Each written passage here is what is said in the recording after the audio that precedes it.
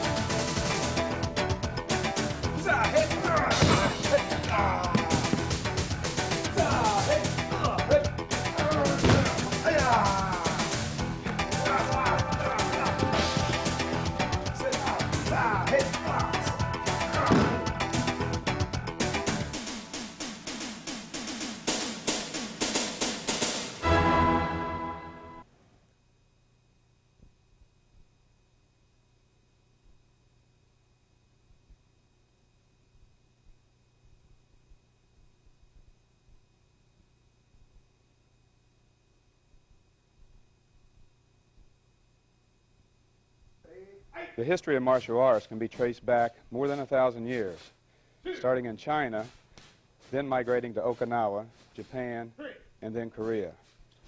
Taekwondo, the Korean national sport and primary method of self-defense in that country, means punch and kick art.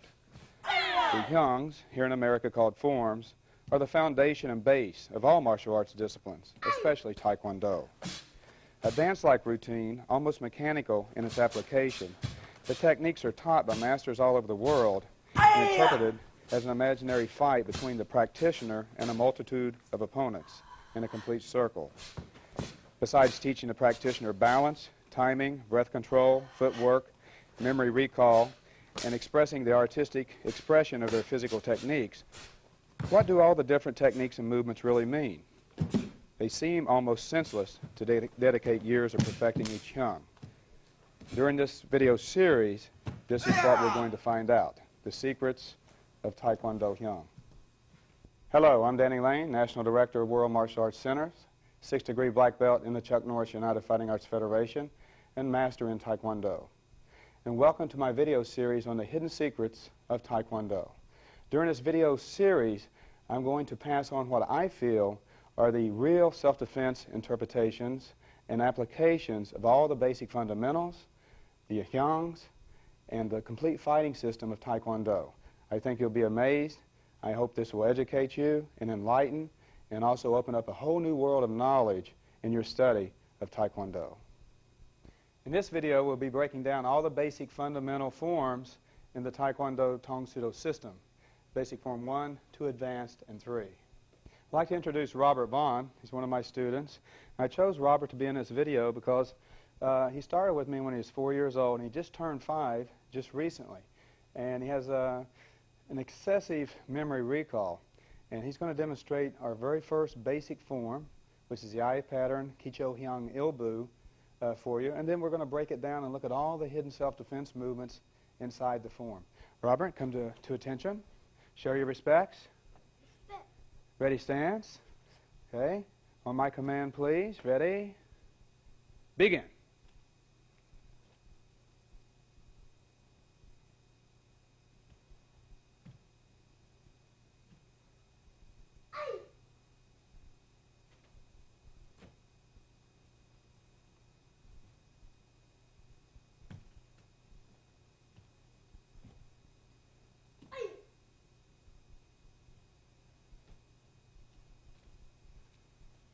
Ready, stance.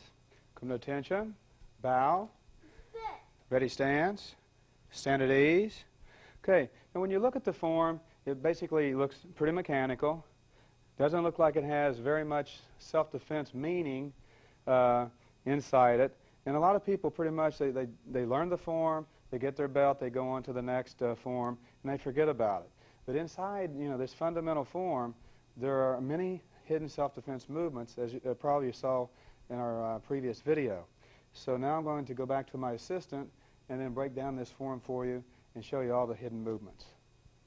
Okay, the first two movements. First of all, a form is an imaginary fight between you, the practitioner, and a multitude of opponents. And a lot of times people think, well, how can this fight go over here and over here and here? Well, the footwork is the key. And a lot of times, just because you spin to the left at 90 degrees or so forth doesn't mean that that's the attack, the angle the person has to be attacking you from. As on the first tape, first two movements of basic form 1 are 90 degrees low defense and step and middle punch.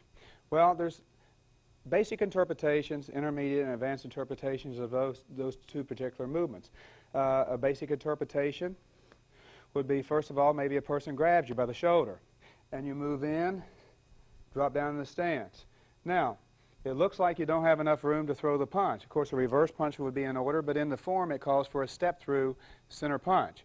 As the hand comes up, just like we do in the fighting, it can push the person back and measure them so it's perfectly distanced for the second punch into the heart pressure point or into the solar plexus. So, basic interpretation, something that a white belt or a yellow belt should be able to understand, is strike, push, hit. Also, the hand coming up can be interpreted as a jab and punch. So the first two movements, locking into a good stance here, would be 1, 2, locking in. So simply put, it would be a hammer fist strike, measuring the person back with a hand, and driving a center punch to the chest, solar plex, or heart point. A more advanced interpretation of that particular movement would be, even though the person could come from the front, and this is what's a little difficult to understand, if the person is coming from the front with a right hand attack, I step with my left side. So in the form, I'm turning to my left, but actually my attacker is coming from the front. So when he comes with a right hand attack, and I come across from this and move into this, my arm bar, as I measure here and move up, it opens up the side of the neck perfectly for a middle punch. A lot of times people punch too high, and the middle punch can be designed right to go into the side of the neck, twisting punch or 3/4 inch punch. So the advanced interpretation, if he comes from the front or if he comes from the side, you got the double block, the forearm strike and the counter punch to the side of the neck. And it takes a little while to master that because of the sensitivity of learning the block, the twist, the lock in, the striking of the pressure point here, opening up the neck for the counter strike. Remember, the form is more of an artistic expression and like a dance-like movement. So sometimes the practical application of the techniques might not be exactly like in the form with perfect posture. But as you can see, the movements are there. Now, breaking down the next two movements, anytime you make a turn or some type of directional change in a form, it must mean something. When I was first taught as a white belt, I was taught, well, I'm turning to my rear because somebody's attacking me back there. But all through my 30 years of martial arts training, usually if somebody's going to attack me back here with their hands and feet, I'm not going to turn back toward them. I want to step away from them, give myself a little distance in order to see what's going on. But if somebody has grabbed you from behind, then the form takes on a different meaning. So if they grabbed your wrist from behind, you don't have to be in a forward stance to do this movement. The cross stance is in order. When I do a cross stance and bring my hand up here, just like I'm folding for the block, you'll see that I'm able to reverse the wrist grab as I shift my weight and drop into a forward stance. Then the person now is in a position for me to slide up and then, once again, hit to the side of the neck. If the head is down, the armpit pressure point here is your next primary target that you strike at. So the second two movements of the form, which is a half turn, low defense, step through center punch, would be a cross stance, wrist grab, move up, punch, or punch. If you want to put a little bit of the jiu-jitsu movement in and use your left hand, you can come into an arm bar here by coming into here. That's not part of the form, but you see shifting into the stance 180 degrees is what makes the move work. If he grabs my wrist, especially if he's bigger and stronger than me, I can't move. But if I come up, then you're able to come down. Just by twisting down and shifting your stance, you're able to get that person off balance. Now, the next move of the form is going from here down the center line. All the basic forms have a center line and they're on an I pattern. Same concept here, if you will. If he grabs my wrist with this one, left on left. If I try to come up, if he's strong, then the stronger person is going to win. But if I come up and then I move and twist 90 degrees and shift to a forward stance, then I have my low defense. So this move here, there can be interpreted to here, and then moving into a kick underneath to the face, and then stepping into a punch.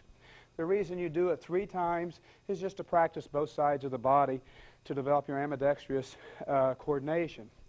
So 90 degrees, up, pivot, twist, kick, punch. Or once again, if the head happens to be down, then the armpit is the primary reason. If he was over here and he grabbed my right wrist with his right wrist, and I turned 90 degrees, I would have the same thing. I would practice the left kick and the left punch. So we do that 3 times down the center to develop the form. One of the most complicated moves of the form is after you get to the ki point, when you do the punch, is the 3/4 spin. Now, it's basically, if somebody's attacking it from your right side, it doesn't seem, I guess, very good advice to turn your back on that person and then turn back into them. So to me, after I started thinking about that, it just didn't make sense. Because being in law enforcement, being in the military, you wouldn't turn your back unless you absolutely had to. Spinning techniques are dangerous and only to be done at certain points. But if a person is over here and spinning backwards, it didn't make sense to me. But from a jiu-jitsu or grappling standpoint, let's look and see what we have. So from this point here, let's say we have a right wrist grab. Now the footwork in the jiu-jitsu, the tai sabaki, is what makes the movements work. So as I come up for a low defense here, I can come up, I can re-grab here, and my hand comes into this position. So this move coming up here, down to here, can be against a wrist grab where you bring this hand up, this hand is able to grab, this hand is here, striking down on the ulnar bone or tricep. Another interpretation that you can go from there, which is in the Aikido self-defense, is when I come up here and come down, you can throw your opponent. So you're projecting your energy out into your stance. I'll do that softly again.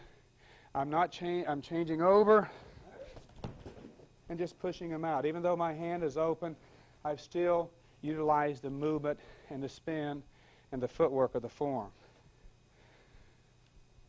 What you get here is repetitious. Once you get here to this point, the second part of the form is repetitious of the first part. So the movements also would be the same standard movements.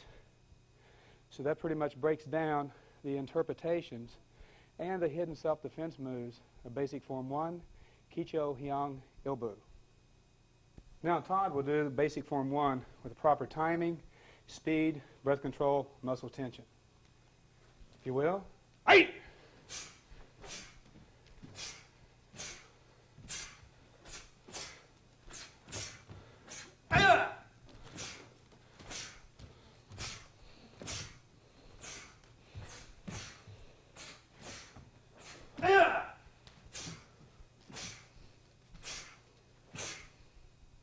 Haro. Chaya. Anyway. Our next form will be basic form 2 in the Tang Soo system. Kicho Hyang Yibu. Ready stance, if you will. Very simple. Mechanical movements. The only movements in it are low defense, middle punch, and high defense. All moves in a forward stance, which tells you that they are all offensive movements. First move, look left, 90 degrees. Low defense. Step through, face level punch. Half turn right, low defense. Step through, face level punch. Look left, low defense, forward stance. Stepping, high defense, twisting, hip action. 2, high defense. 3, high defense. Now we have a 3/4 spin, low defense, with a step forward, high punch. Half turn right, low defense. Step forward, high punch. Look left, low defense. Twisting, high defense, and high defense. Spinning, low defense, stepping, high punch. Half turn right, low defense. Stepping, high punch. Look and return. You'll notice that the forms, the starting and ending position should be exactly the same. So if your stances are proper and the distance is proper of each stance, you should come back exactly where you started out. Now this form is the second in the basic format. The first move, once again, we already explained in basic form 1, can be used as a hammer fist to the groin. If you use it as 2 offensive strikes, a hammer fist to the groin, measuring the person, then punching to the face. That's something everyone could be able to interpret immediately. So strike, push, and hit. Simple self-defense application. From behind, turning once again, a wrist grab, here, step, and punch. Now coming down the center line against the grab, into here. Okay? Now, coming down the center line, we have high defenses.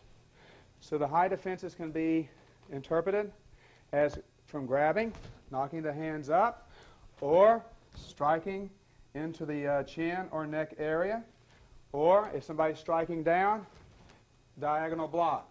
So we have 3 high blocks down the center. You could interpret those as 3 individual self-defense moves. 1 against the grab, 2 grab please, grab, 2 against a strike, and then 3 as an offensive strike yourself. The 3/4 spin is the same as before. You have 2 different options there. You have the spinning movement. Actually, if somebody is here and it's starting to grab you from here, you can spin in and still strike him to the groin there. That's always a possibility, is spinning. And a little later on, when we get into the higher forms, a lot of times the spins are when somebody grabs you from the shoulders, from the rear, and so forth. For instance, if he does a 2-hand grab to my rear here, and I do a 3/4 spin left, then I'm out of the position. I can use that as a strike, shove him off, and punch. What you have to do is be open-minded enough and experiment to see, well, what can I do with these moves? Because there are a lot of movements hidden between the other movements. And the way new techniques are developed by all martial artists all over the world is through experimentation and to seeing what works. And if it works, then it has to be, it can be used if it works for a particular point. So once again, if it's a 2-hand grab from the rear, just me spinning alone takes me out of that particular grab, throws him off balance for a move. So your footwork, once again, is the key, is moving into this 3/4 spin, 270-degree spin. If you want to interpret it as a throw, if it's from the front, then you can do the wrist throws like I explained in basic form 1. If you want a different interpretation and you're facing this way and somebody grabs you and you spin out into here, then you're in perfect position for a strike. And then the high punch. So we'll come back.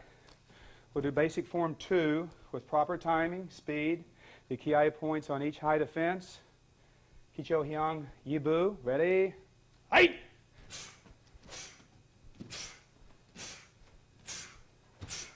Thank you.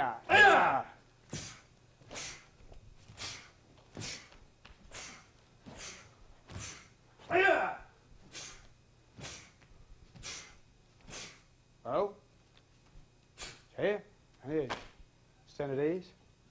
And that's basic form 2, Kicho Hyang Yibu. The next form or hyung we're going to do is called basic form 2 advanced. Many of the styles of Tang Soo don't use this particular form. We use it, and it's one of my favorite forms because it really makes you express all your stance utilization. Has a lot of different fundamental uses inside the form. The form goes like this, one move at a time, if Todd will. It's called Kicho Hyang Yibu Samgup, basic form 2 advanced.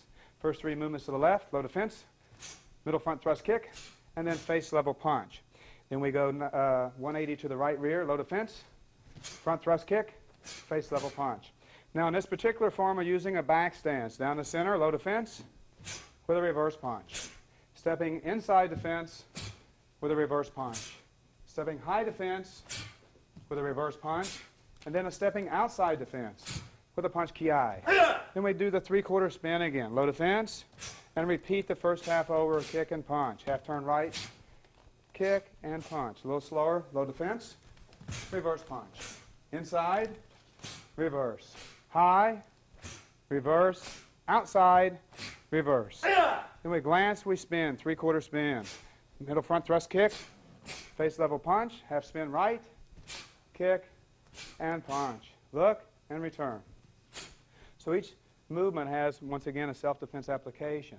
So breaking this down, the first 3 moves of 2 advanced, the advanced interpretation could be the double block, the twist, the front kick, and then the high punch from here. Once again, 1, 2, 3, 4. Block, defend, kick, and punch to the face or to the neck. The neck is always a more vulnerable area than the face. I know human nature teaches you to teach the punch to the face or makes you want to punch to the face, but the neck area is so much more vulnerable to attack and so much more effective to attack. Pretty much the same thing going to the rear against a grab or a spin, whatever. You're over in here, then you've got your kick either to the armpit area or the ribs, or if you go up under the arm, here and here. And then if the person raises up, you have the punch to the face.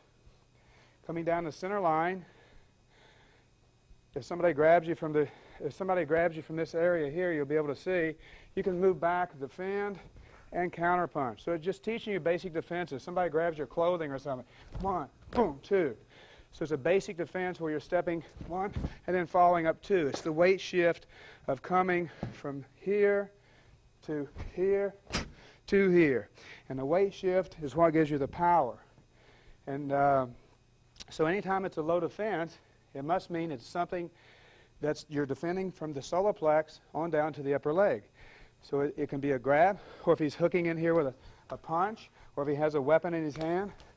What I don't advocate is blocking a front kick with the forearm bone, because your ulnar bone is much smaller than the shin bone, and his shin bone is going to fracture my forearm bone. So we don't use the low defense for blocking kicks. We use a soft defense, which would be a palm block, knocking it out to the side. However, you can use the low defense, if you'll come over here. Sure. If the front kick comes in, using the low defense in this manner, striking the calf area, which will work for you. But a lot of people, I'll see a lot of people come down and say, well, this is to block the front kick. And I don't advise that, but you can knock it off to the side, using it as a strike, knocking it out. So your first 2 movements down the center are low defense, reverse punch from a back stance. So we'll interpret that by somebody grabbing or striking, coming down, and following up with a reverse punch. Second defense, against grabs again, the inside defense. Knocking the hands off with a reverse punch. Or if he's throwing a hooking punch over there, blocking and punching. Simple, basic application. Again, block and then punch. So if he's punching down here, 1, 2. If he's hitting again, 1, 2. So it's just teaching you good fundamental uses of your basic defenses. The third defense is the high defense. Once again, I give you interpretation. Could be against a grab, could be against a strike down, and so forth. Once again, I teach if you're in a back stance, you're blocking. If you're in a forward stance, you're striking, or some offensive movement. So it's teaching you the basic defense is moving down the center. The fourth defense is an outside defense if it's coming here. Forearm block with a reverse punch. 1, 2. If it's against the grab, 2 grab. 1, 2. So it's just teaching you to shift your weight back on your 4 basic defenses and then shifting forward for your counter reverse punch. Get back center if you will. Sure. We'll perform this now at full speed. You'll see the movements take shape. And just so far with just the fundamentals and up to these basic forms, you have a whole complete self-defense system, and we've only scratched the surface. Kicho hyang yibu samga. Ready? Hey!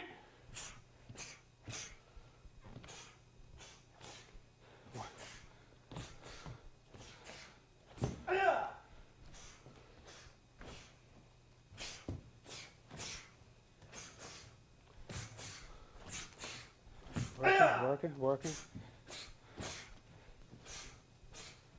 Hello.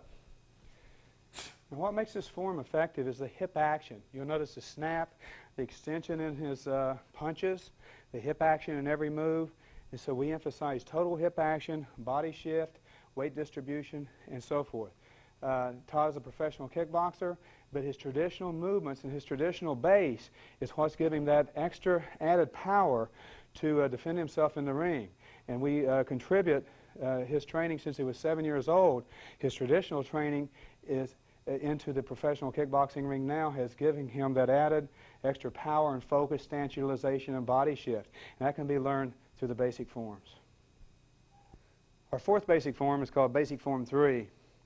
It's the last of the series of the basic program. And basically we teach all 4 of these forms in the first year. So Todd will demonstrate it one move at a time, then we'll break it down, all the self-defense applications for you, and then demonstrate it at full speed. Ready, stance? First movement, 90 degrees left, outside defense, back stance. Step forward to center punch. You'll notice that the left wrist pushed off or jabbed. Half turn right, outside defense. Twisting the wrist, step forward and middle punch. Center line, low defense, forward stance. Side punch. Spin, bottom fist, and side punch with ki. Spinning outside defense, step through the middle punch. Half turn right outside, step through middle punch. Center line low, side, spin, and a side punch ki. Spinning outside defense, step through punch, spinning outside defense, and step through middle punch. And return back.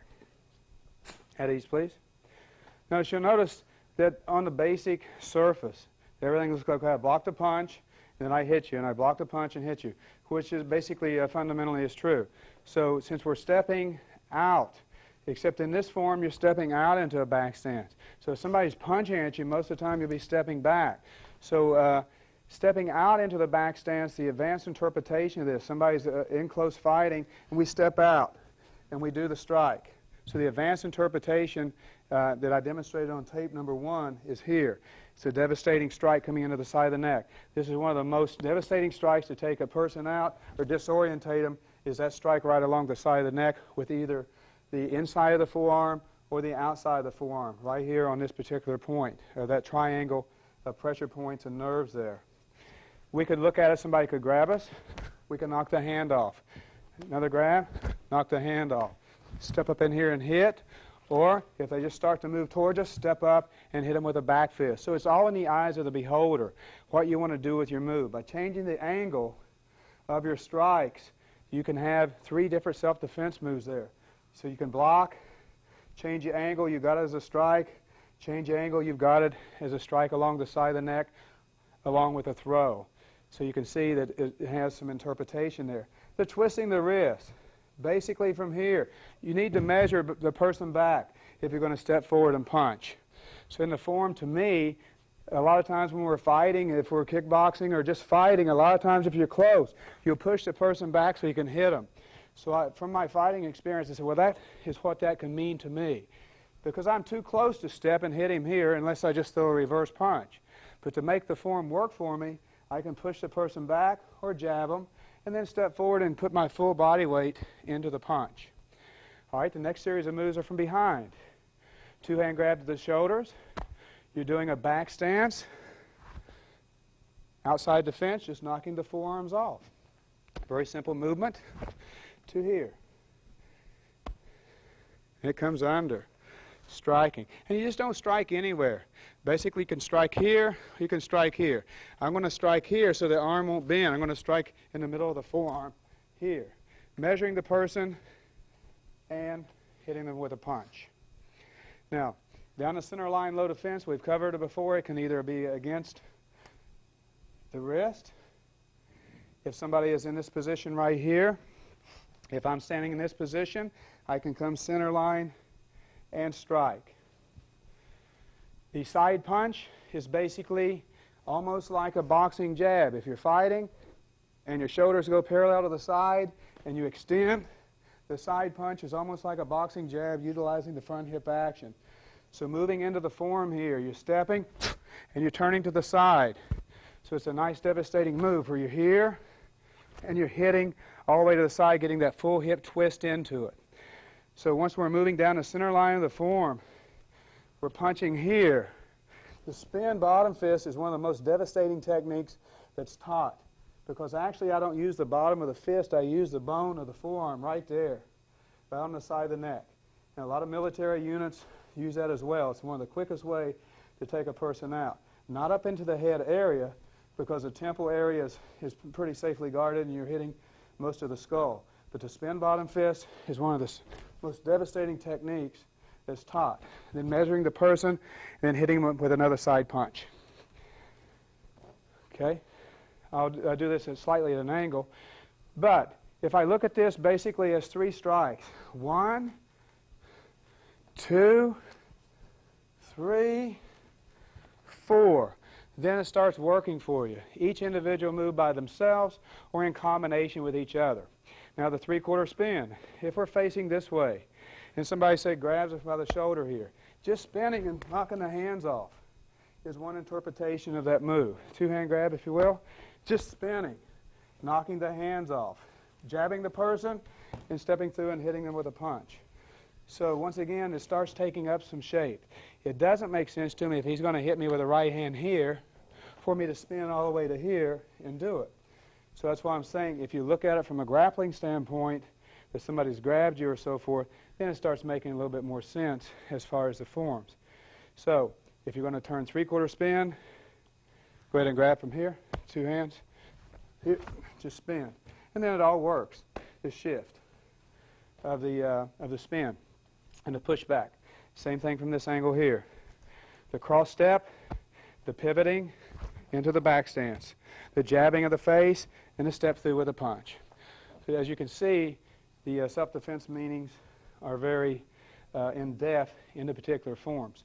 Also in the half steps to the rear, if you want to use, if a person like grabs you with just this position here, and you step into this position here, this outside defense also works stepping to the rear like this.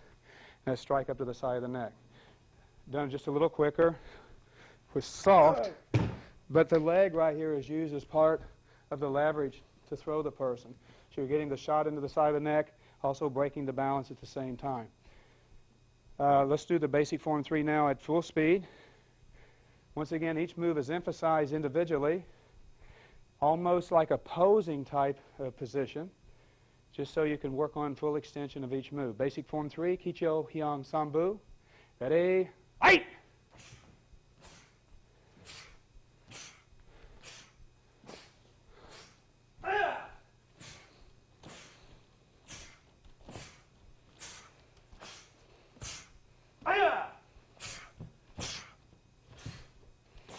Haro.